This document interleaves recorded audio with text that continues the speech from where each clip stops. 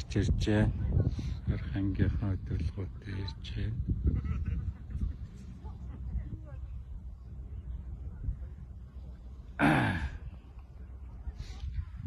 Сауу маань одоо орхин хаалгаар гарах гээд алхаж явна да орхин өдөрлөгөөтэй.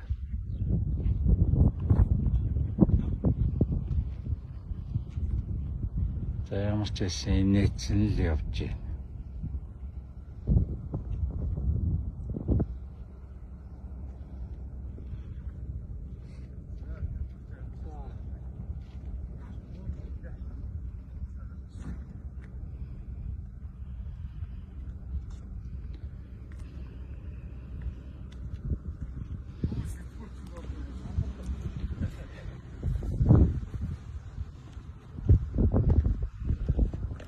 Сэтгүүлч байхгүй болохоор аав нь одоо сэтгүүлч игээл байж штэ.